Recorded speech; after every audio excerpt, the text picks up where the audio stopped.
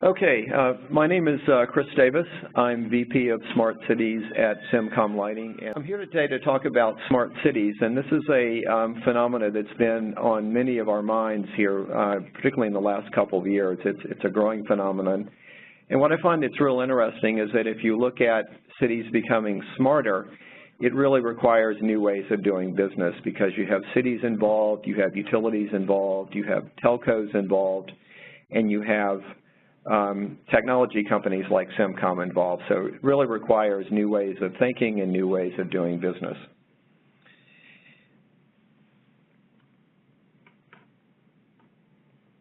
So what I'd like to cover today is the following. First, we'll look at a short definition of what is a smart city. We'll, at a very high level, talk about some of the challenges that cities face in trying to become smart. We'll talk about how smart and connected lighting is a good way to get started on the evolution to a smart city.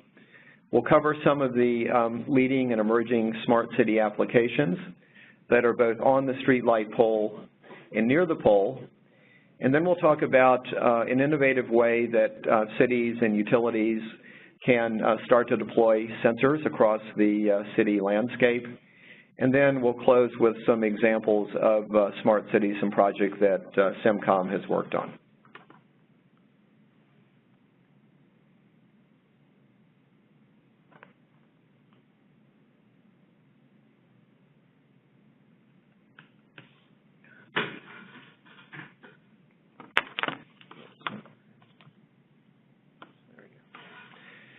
There are many definitions of smart cities. The one I particularly like is produced by the Smart Cities Council, and it talks about smart cities utilize information and communication technologies to enhance the quality of life, the social good for their citizens, while providing sustainable development.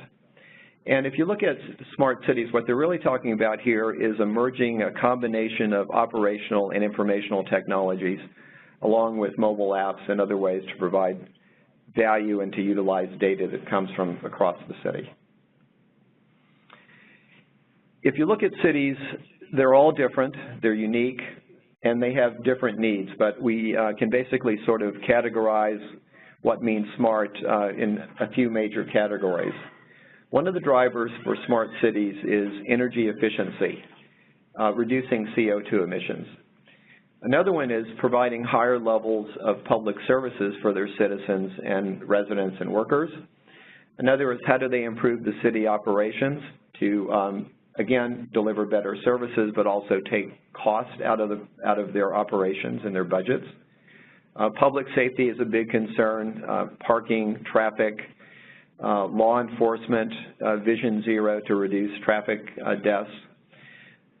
Cities are in a very competitive environment with each other, and so they have to be competitive. So how do they foster economic development, and how do they improve the quality of life for their citizens and allow more mobility, both from a traffic perspective and then perspective of citizens being able to do more in the city.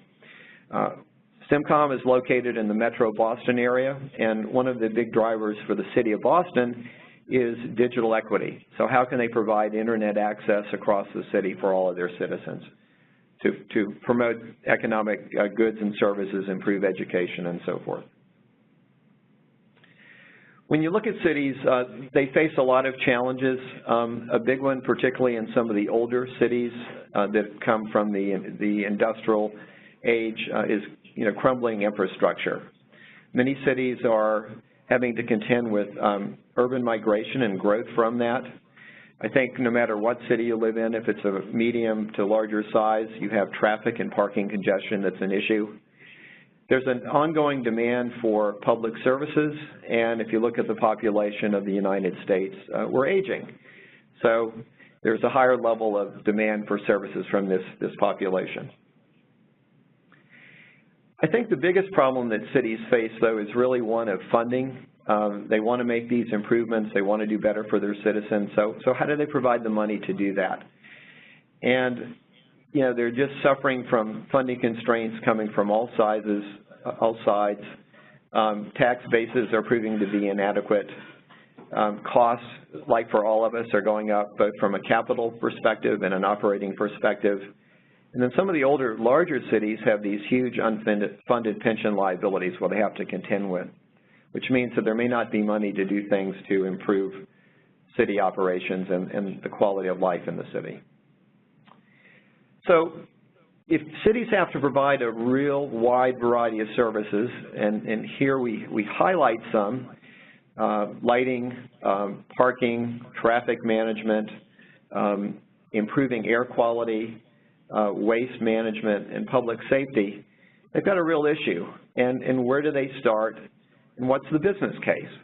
And so we're going to talk about some of these issues here and see if we can come to some tentative conclusions.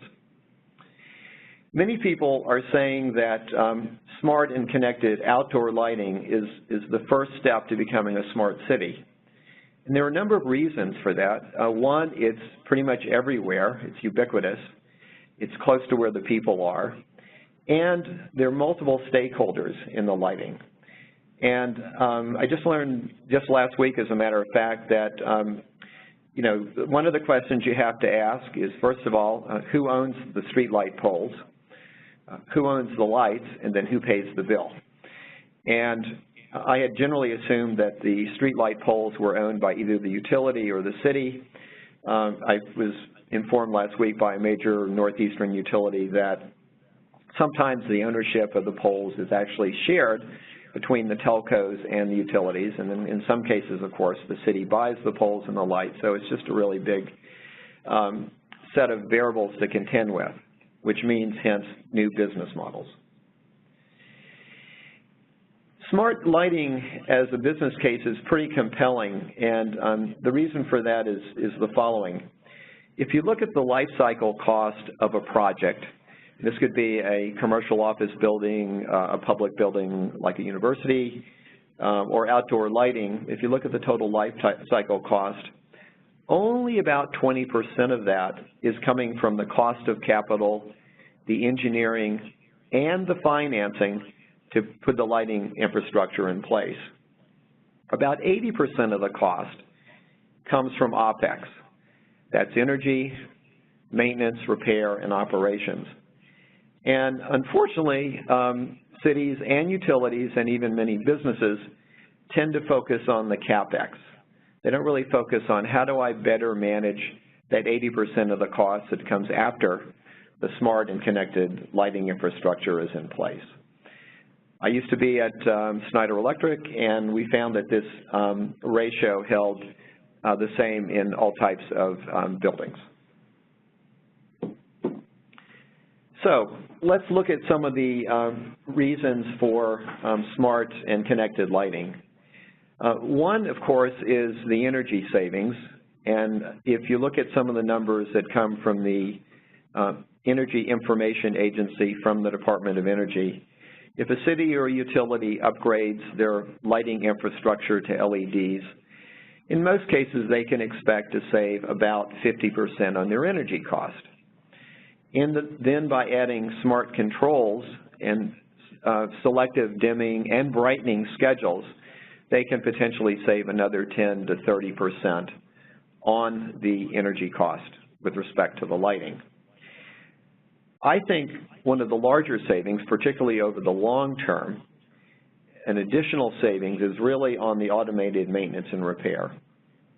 So if your outdoor lighting infrastructure is equipped with controls which provide not only dimming and brightening but also remote health diagnostics on the edge at the light, the controller can detect failure conditions and send alerts through a cloud-based application back to a utility or a city operations center. The software that manages the lighting can then generate an automated repair ticket that can be sent to assigned staff, either city workers or the utility or independent contractors, to go out and fix the fault that's on the light. Because of automating this system, you can basically reduce the number of truck rolls to one.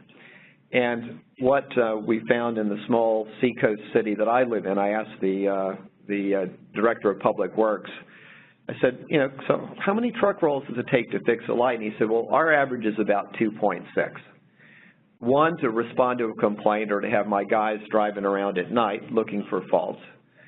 Two is to go out and really diagnose what the problem is, and oops, I didn't have the right parts with me, so I've got to do another truck roll. So often sort of the average that I'm finding from talking to a number of people is about 2.6 truck rolls per fault.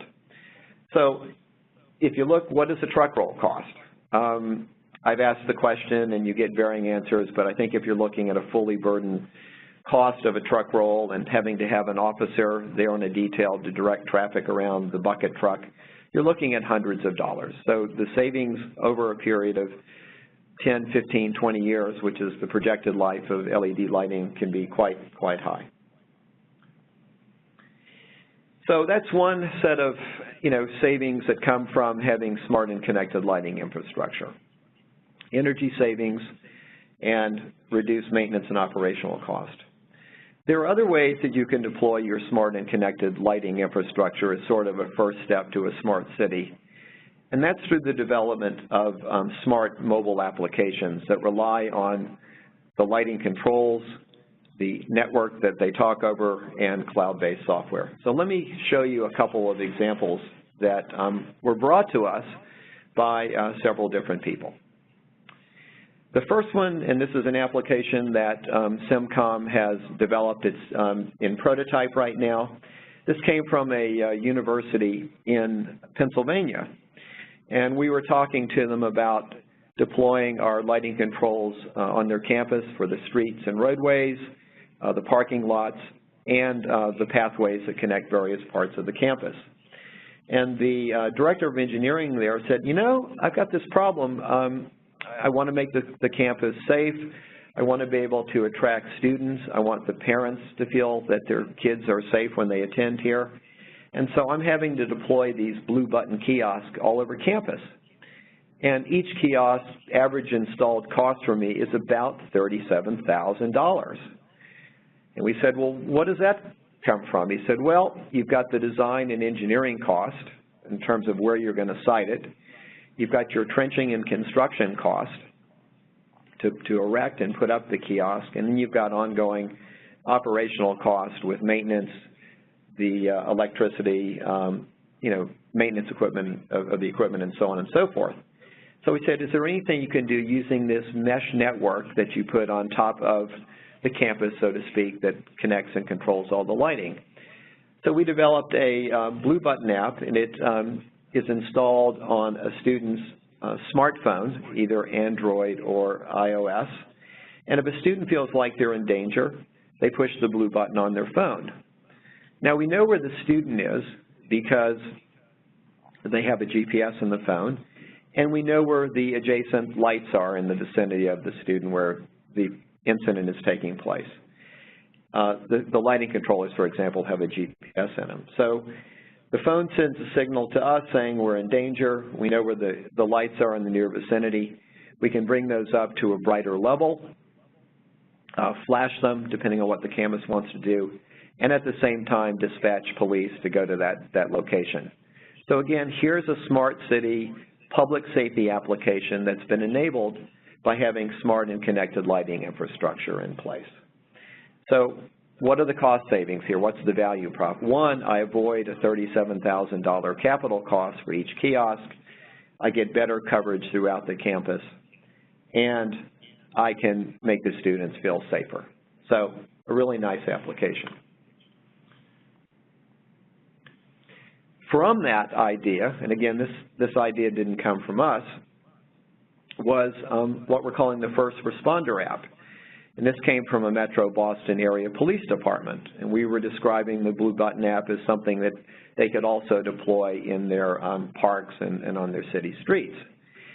And the lieutenant of the police department said, well, this is pretty cool, but we have another problem, and that's we would really like to make the lights brighter when an officer makes a traffic stop or when they're responding to an accident where there are first responders on site.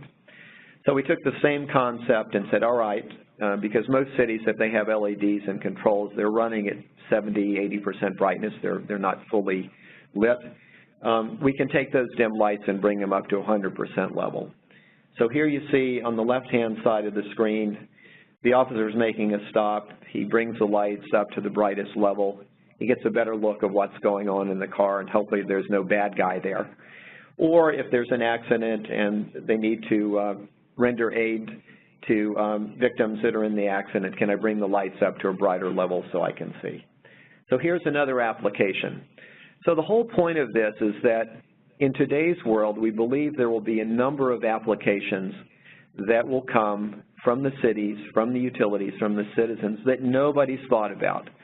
And so as cities and utilities and technology companies and system integrators and ESCOs work together to help make cities smarter as we go down this digital transformation, we've got to be able to provide the means for cities to deploy these applications that are coming that we don't even know about.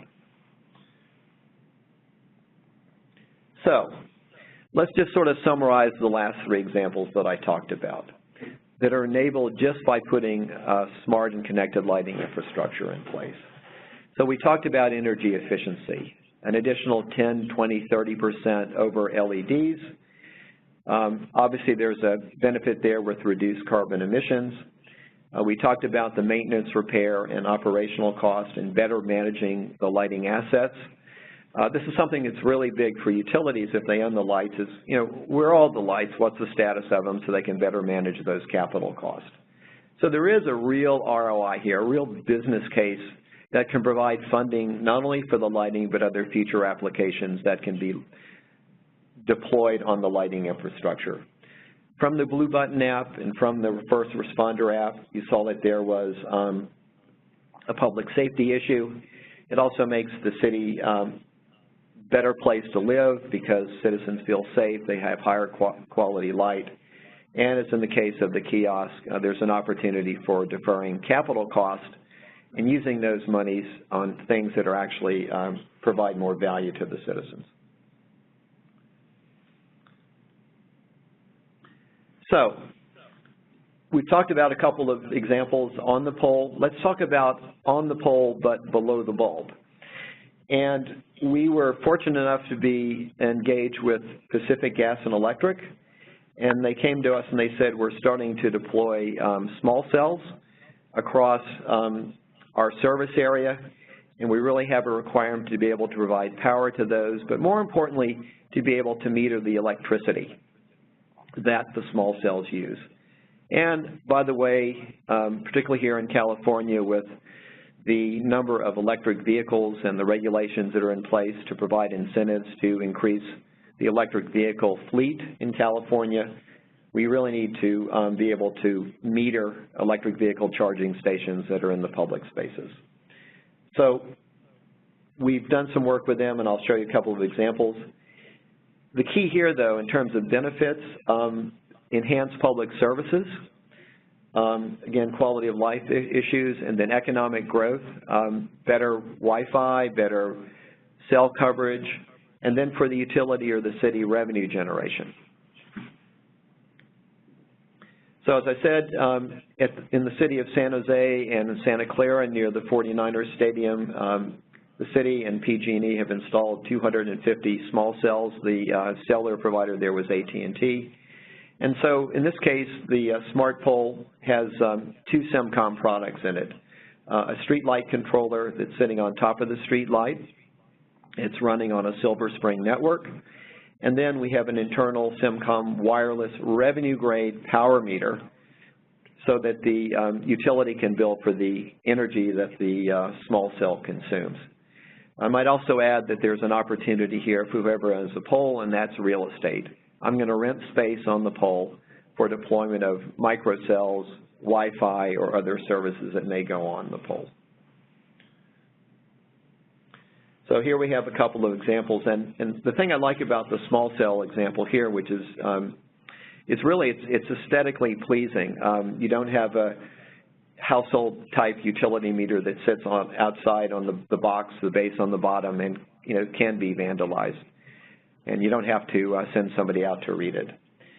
Here on the right side, you can see a combination street light and EV charging station.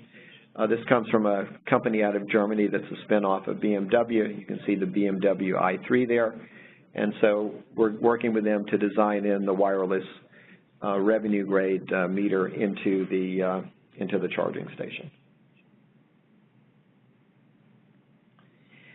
So here's a fun example that a city in upstate New York brought to us. And the mayor of the city said, you know, I really get the smart cities, the lighting, the first responder stuff, but he said, I have a bigger problem than that. I have 1,000 zombies in town. And we didn't really know what he was talking about, but he basically described the fact that a zombie is an unpowered, vacant house or building that is subject to vandalism. Homeless people sometimes live in them. But most importantly, if they catch on fire, there's no way to know about it. And so you can have a severe public safety issue and a delayed response time by the fire department to be able to put out the fire. And so we did a quick two-box solution. We took a CIMCON Lighting controller, and one of our smart apps guys, we call him MacGyver, went to Lowe's and he got a fire alarm smoke detector, made it battery powered, and connected to the streetlight controller for a proof of concept to show that we could install a battery-powered wireless smoke detector with a radio in it talking over the same mesh network as the streetlight controllers and monitor the housing for fire and smoke. So public safety is an outcome of this, and the mayor was really bright. He said, you know, I'm going to charge the lien holder $25, $50 a month for this monitoring service. And this will go back into my city operations center, same software as the lighting control system. So the whole point here is that, you know, we've got to work together in this ecosystem to provide a set of applications that we don't even know about, but to be able to enable those. So looking at sort of the problem, and here are some pretty common examples, and we've talked about some of them, the campus blue light, we've talked about cell towers, metering, EV chargers, lighting. There are a lot of other applications that will fall into this realm of smart and connected city applications, and you can see them here on the side. The one that I like is on the lower right-hand corner, and that's an Amazon drone recharging station that sits on top of a street light. Pretty futuristic, but Amazon has applied for a patent. So there are a number of other services that you can deploy on the pole. Air quality is one. And so we've been working with a couple of air quality platform guys. And the challenge they have is if I'm going to deploy these air quality monitoring systems, for best results, they need to be about 3 meters, 10 feet above the ground. And I need to have power coming from the street light pole. And I need to be able to communicate the results back to my cloud-based software. So common problem for all of these applications. How do I power them? How do I communicate the data that's going back? And more importantly, if I'm a utility, how do I meter for those? So let's talk about the approach that CIMCON took based upon all the conversations we're having with cities, utilities, and technology providers. So looking at all the stakeholders involved, we said, okay, whatever we do to help enable smart city applications that can be enabled by the street lighting infrastructure, it's got to be affordable. Cities don't have the budget for expensive technology. It's got to deliver value today and in the future because we don't know what's coming. The bigger consideration is if we've got a lighting network in place and we've made a significant investment in that, I'm talking mostly about the communication backhaul, how do we leverage that existing investment? For example, if I'm a utility and I've deployed either a Cisco or a Silver Spring or an Itron network, and I'm starting to deploy smart city services, how can I use that same network that I already have in place? Why would I want to install another network just to host smart city applications if I have the bandwidth on my existing network? And why would I want to support another network? So there's added capital investment and added OpEx. So if we can somehow leverage what's in place, that would be great. So what we're really talking about here is an outdoor smart city application of Metcalfe's law. The other thing that cities were telling us is that we want to be able to work with best-in-class smart city device companies. We don't want to be locked into a proprietary set of services that are coming from one vendor. Obviously, if it's outdoors, it needs to be ruggedized for outdoor usage. It needs to have a long, useful life. And you also, we found out that there was a requirement for portability. One city that's up here in New England, they have some air quality issues due to interstate highway construction, a lot of urban renovation and redevelopment downtown, and they're a working port. So they said, we'd like to be able to take air quality measurements from a lower cost air quality platform, attach it to a pole, power it, communicate it, and then be able to move it from the port to a construction site or vice versa. You know, we want to look for violations. We want to be able to correlate air quality to traffic, construction, so on and so forth. And as this smart city's digital transformation, digital revolution evolves, you know, I want a platform, both hardware and software, that I can use to work with partners that provide best-in-class solutions. So what we came up with is what we're calling a digital city sensor platform. And the whole idea is to use the existing lighting infrastructure that's in place and the controls that are in place and the lighting network that's in place. So here in the left-hand picture, you see a common Cobra head style light that goes outdoors.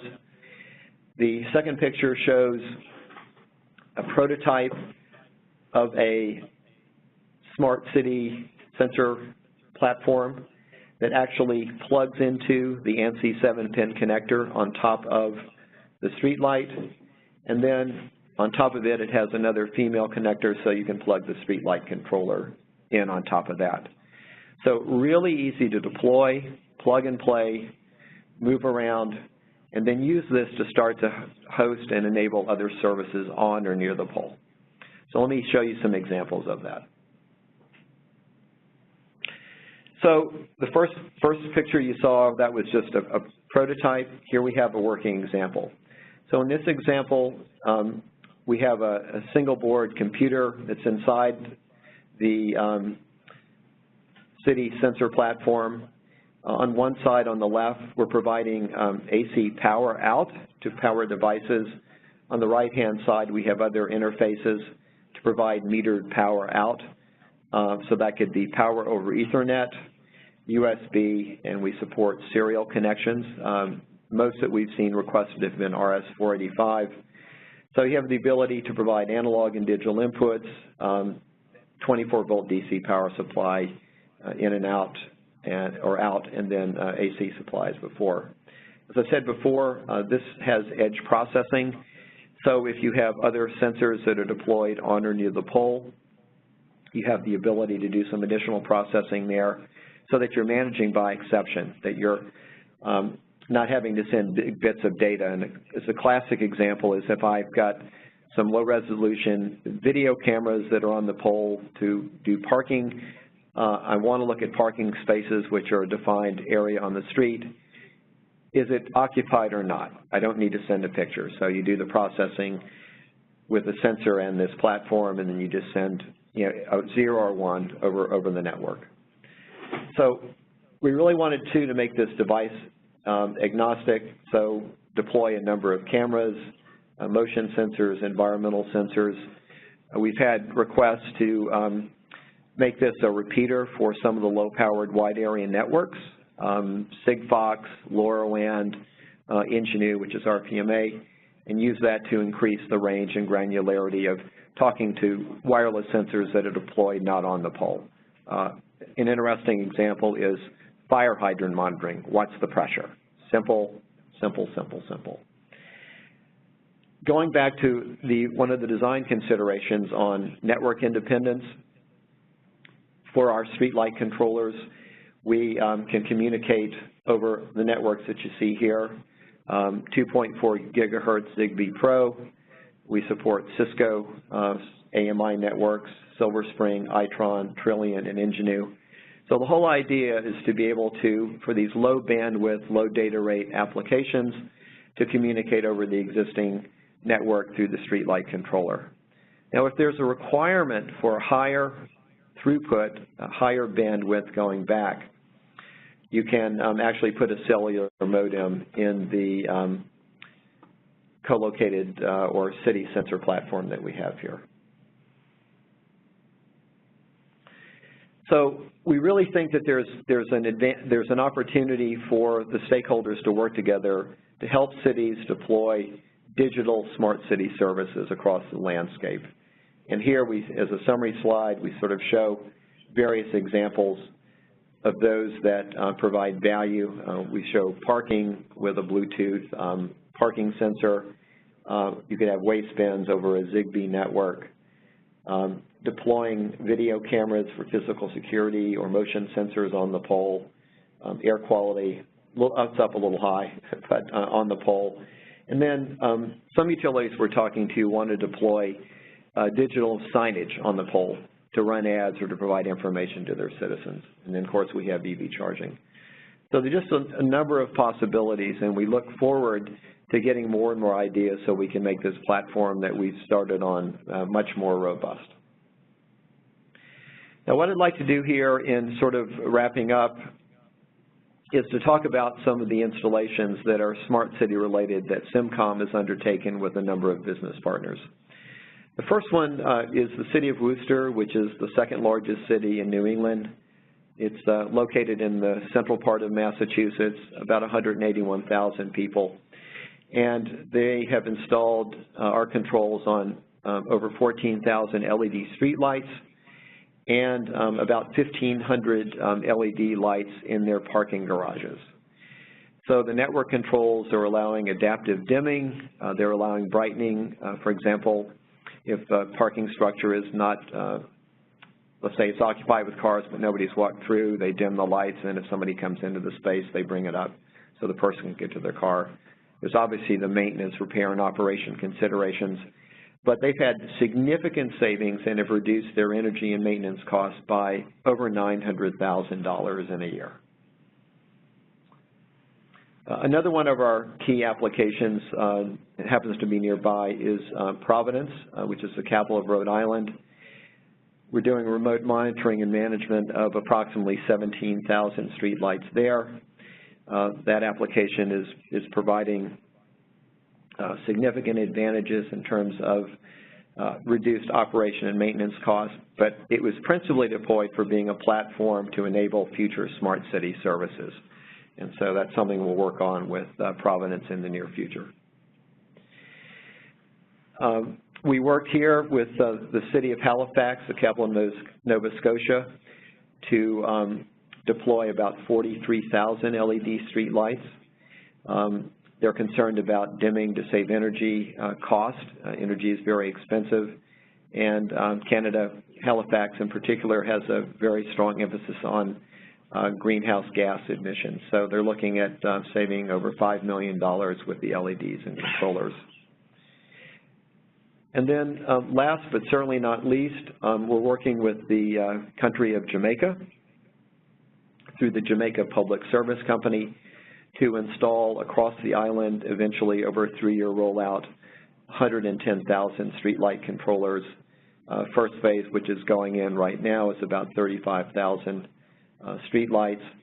And they really look at this lighting infrastructure, this mesh network, as a pathway to what they're calling a smart and connected nation.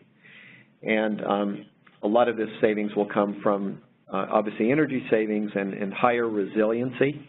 As you know, they're in hurricane zones, so keeping the lighting infrastructure and the utility up and running is very important, but they're also looking to better manage their assets. And I might also mention that this approach is very similar to what we've seen in Singapore. They call it Smart and Connected Nation. So there it's obviously more people, about 5 million, but it's a small nation, and so they're using the same type of approach.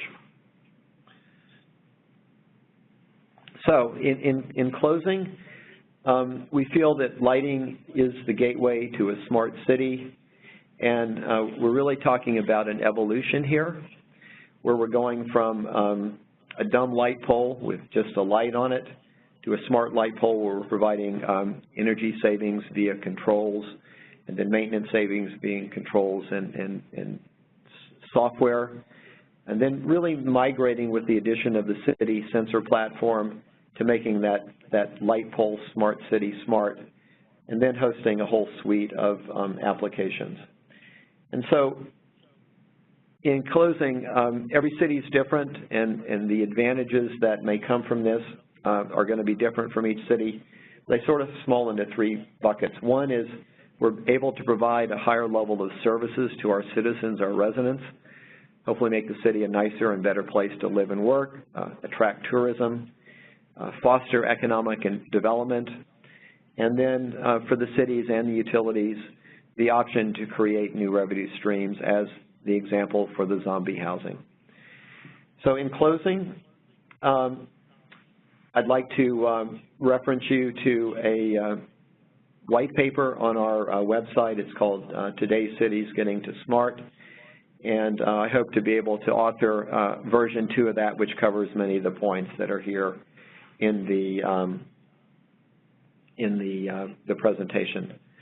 So with that, I'll close. And if you have any questions, I would ask that you submit those over chat. I'm going to look at that right now, and we'll try to answer those as I can. So we had one question come in, and that was, are there any opportunities to pilot these types of applications in a smart city environment? And I should mention that CIMCON is very eager to work with utilities and cities to take some of these concepts and these examples that I've shown you and advance the state of the art. So if you have an interest, my email is chris.davis@cimconlighting.com, and so happy to talk to you individually and get involved. There are a lot of things that cities want to do, and so we're willing to enter into a collaboration to share ideas and perspectives and advance the state of the art. Any other questions here? Well, I guess not. So with that, I'll close. Again, thank you very much for your attention. I hope this provided value, and if you have any follow-up you'd like independently or after we hang up here, again, this is Chris Davis, and you can reach me at chris.davis@cimconlighting.com. Thank you very much.